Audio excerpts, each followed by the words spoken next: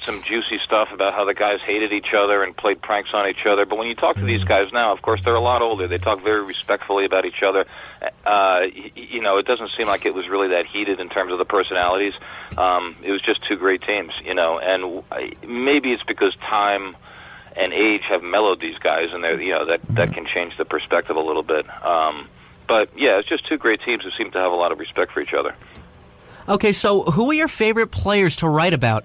My favorite players to write about might have been probably some players with the Dodgers, Ron Cey. I don't know if these names mean anything to you guys. Oh, sure. You guys know baseball history? Yes. Yeah. Ron Cey, Davey Lopes, Bill Russell, Steve Garvey. Do I need to go? Do I need to go on, Tom? Okay. No, you got it. You're right on top of it.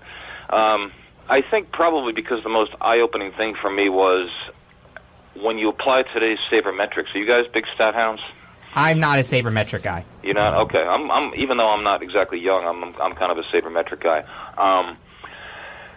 It's interesting to me to take the current sabermetrics, and I don't mean it has to even be heavy-duty sabermetrics, but just things like, valuing walks, let's say, valuing on-base percentage above batting average, that type of thing. When you take today's more recent sabermetrics and apply it to players of yesteryear, you can kind of see who was underrated, who was overrated, maybe.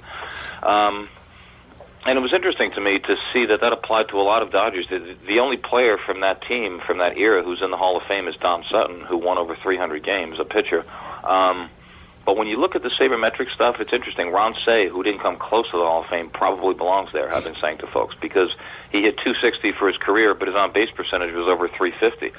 He only had about 300 home runs, but he played in a dead ball era when 32, 33 would often lead the league. When you look at it in the context of the era, he had very good power. He had excellent. If he had out-homered the league, if he had outperformed the typical home run hitter by the same amount playing 20 years later as he did at the time, he would have hit about 500 homers when there was much more power in the 1990s and in the early 2000s.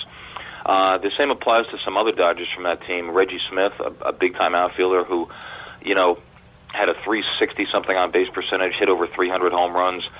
He made the All-Star team 7 times, and you never hear about him anymore. Now that's a name out of the past. Yeah, I don't know if you remember. I mean, he might be the most underrated, forgotten superstar that no one ever talks about. That's true. And he was probably about as good as Dave Winfield if you look at the advanced metrics. Same is true of another Dodger outfielder for a couple of seasons, Jimmy Wynn. Toy Cannon. Excellent, the Toy Cannon. Give me some credit, Tom. Yeah. He's on a roll over here. I'm impressed. Baseball encyclopedia. I shouldn't assume that a college student in 2017 doesn't know baseball history. That's very good. Thank you. But Jimmy Wynn, the Toy Cannon, over 300 homers, 366 on base percentage, or something very similar to Reggie Smith and Ron Cey. Same kind of thing. You look at his WAR, you look at his on base percentage. The guy's probably a Hall of Famer, and these guys got, they are not only not in the Hall of Fame, they are not even close. I mean, I don't think any of them got more than a few votes. They were all on and off the ballot in one season. One voting season. So that was kind of eye opening. The Dodgers had some real Hall of Fame caliber guys to match what the Reds had with those guys who are in the Hall of Fame, Johnny Bench and Tony Perez and Joe Morgan, and of course also Pete Rose, who is not in the Hall of Fame for a whole different reason, but everyone knows he's a Hall of Fame caliber guy. So, if you were to look at some of those Dodger guys a little bit more analytically, you see they had almost as many Hall of Fame type players as the Reds did. Talking to Tom Van Riper, the author of Cincinnati Red and Dodger Blue. Now, Tom, what teams did you like more? The Big Red Machine or those Dodgers teams that are some of the most underrated teams in baseball history? Yeah, they were some of the more underrated, weren't they? Oh, of course they were. I mean, that infield that I mentioned a few minutes ago, that's an all-star infield. And I didn't even go into guys like Steve Yeager, Pedro Guerrero. Those were some great teams.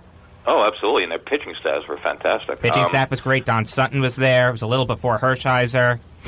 Right, Don Sutton, Tommy John. Was there, right? Andy Messer. They had some historic characters, Andy too. Messersmith, who became baseball's first free. How about this? In 1973 and 4, before injuries, the Dodgers rotation, after Don Sutton, who was the ace, they had Andy Messersmith, the first free agent in baseball history, and Tommy John, the original Tommy John surgery guy. Yeah. Both pitching in the same rotation. And it turned over a little bit after Tommy John was hurt in his injury that became his very famous injury that spawned a revolutionary surgery. He comes back about a year and a half later, at which point Andy Messersmith has left for the Atlanta Braves as a free agent, as baseball's first ever free agent. And Dave McNally was the second, right? Wasn't Dave McNally Yeah, the well, second? you're right. It was Messersmith and McNally at the same time, although McNally was retired. He didn't actually sign anywhere else. Right. But he was involved in the case because legally he qualified to become a free agent, although he never went anywhere because he decided to stay retired. He had just retired the year before, but he lent his name to the case to help the players' union do that. You're right. But anyway, I'm sorry. Back to your original question. I'm sorry. I might have. No, as I got fine. off on Andy Messersmith there, I think you had an original question that I missed. And it was about what teams you like more, the Big Red Machine or the Dodger teams. Yeah, it's funny. I'm a Long Island guy. I was a Met fan growing up. I mean, I didn't. There we go. I wasn't particularly a fan of either team. In terms of who I rooted for among the two, or between the two, it probably was the Dodgers. Nothing against the Reds, but when you have kind of two teams that are both powerhouses, but one is a little bit more of a powerhouse, which was really the Reds, at least for the first several years, you just have a tendency to root for the underdog a little bit. It's like the Reds were the Yankees and the Dodgers were the Red Sox of that era, and I'm talking before the Red Sox won. I mean, in that period when you had the Yankees dominating and the Red Sox always close to their heels but not quite getting them, you sort of, unless you're a Yankee fan, you tended to root for the Red Sox. You wanted to see that underdog do something. That's kind of how I was rooting for the Dodgers against the Reds. But all in all, I was a Met fan. Okay. Excuse me. All right, so when you're relaying information about a game, why do you write in the present tense, Mr. Reiber? Oh, say that again? When you're relying information on a game, why do you write in present tense? That's a good question. Oh, are you talking about the book? I had the one game, September 21st, 1973. Yeah. Okay. I don't know if you happen to notice, but just to kind of differentiate a little bit, that was sort of a recurring, because that was a big game that kind of culminated the pennant race that year. I highlighted that game, and I sort of kept coming back to it, recurring throughout the book. I wrote that in present tense, but then when I left that and talked about other games that happened during that season, I write in the past tense. So I just wanted to kind of... That makes sense. I basically wanted to differentiate, saying this is sort of ongoing, do it in the present tense, and now we're going back, so I write about other games in the past tense. So it's just a way to sort of differentiate it. All right. So your book has some never-before-published interviews with former players. Out of those, which one was the most insightful to you? I would have to say Ron Say. He was very forthcoming. Very nice guy, but also he kind of told it how it was. He gave me the rundown of the Dodgers system, what it was like to get drafted at that time into that system, how the Dodgers ran their minor league system. He explained the whole fast track camp that they had. It was something they set up in Mesa, Arizona, which I mentioned in the book. Tommy Lasorda, who would later become the Dodgers manager, was the guy who ran the camp for these young prospects. He kind of, laid out the whole organizational philosophy. He said they wanted you to learn how to play more than one position. If there was a logjam somewhere, you could make it to the big leagues at a different position. So he was pretty interesting to listen to. He kind of cut through a lot of the platitudes and sort of cliches that you sometimes get with athletes, and he kind of laid it out and said, here's what was what. It was an interesting look into how the Dodgers operated at that time, because so many guys from that team were drafted at the same time. The 1968 draft became quite famous because the Dodgers drafted Davey Lopes, Steve Garvey, Ron Say, Bill Buckner, and Joe Ferguson, five very key players for them all, who all became starters, all in that same draft. Okay, now, how long did it take you to write the book? Oh, good question. Probably, I'd say I worked on the book for better part of 3 years. Wow. I say it, because I wasn't doing it full time. No, you used to write for Forbes, right? Yeah, well, I left there a little while ago full time, so I've been doing some freelancing for them. I was doing the book. Now I'm trying to launch into another book, so... but at the time, when I was doing most of it, I was still at Forbes full-time, so I was doing it when I could, and then I finally got a chance to kind of leave the job full-time, spend a solid 3 days a week on the book, and the pace started to go much faster. I would say that if you condensed it down, if you could actually do it full time, you could probably do it in 6 or 7 months, I suppose. All right. Talking to Tom Van Riper, the author of Cincinnati Red and Dodger Blue. And, Tom, I'll get you out on this.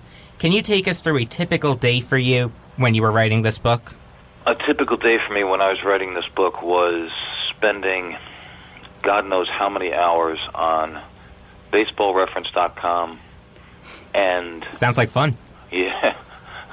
I mean, if you're into baseball, it's I wasn't saying that facetiously. It really sounds like fun.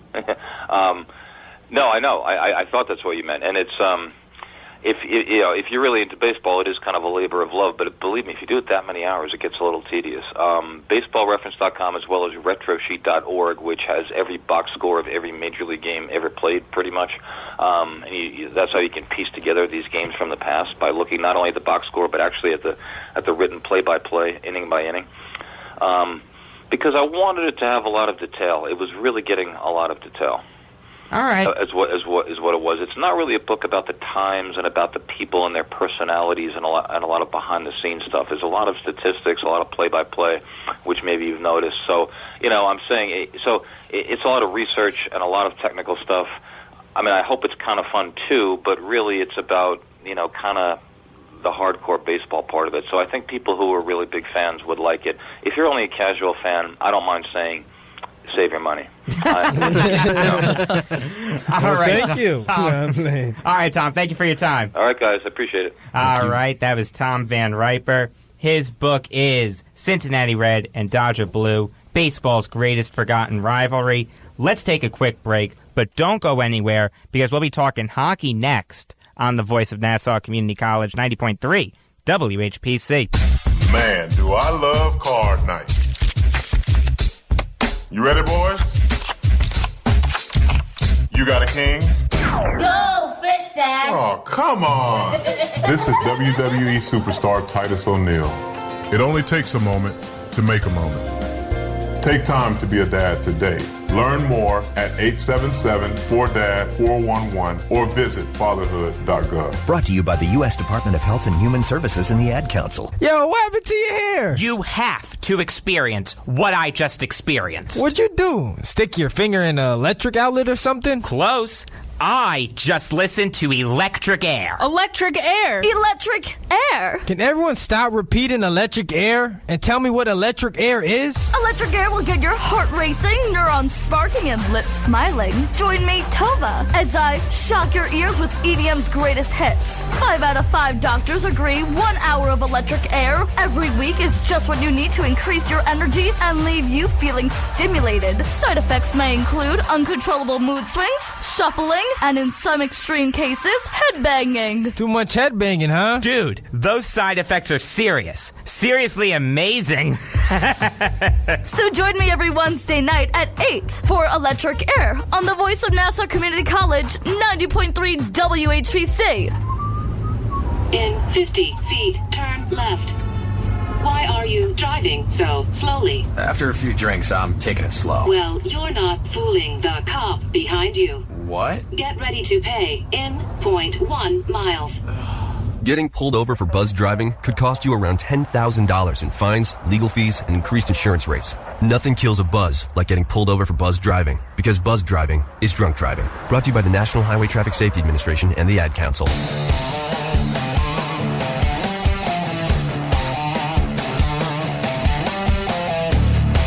You are listening to Beyond the Game on the Voice of Nassau Community College 90.3 WHPC. I am Jake Volk. You can follow me on Twitter at RealJakeVolk. Sitting across from me, Brandon Johnson. You can follow on Twitter at StephJohnson_.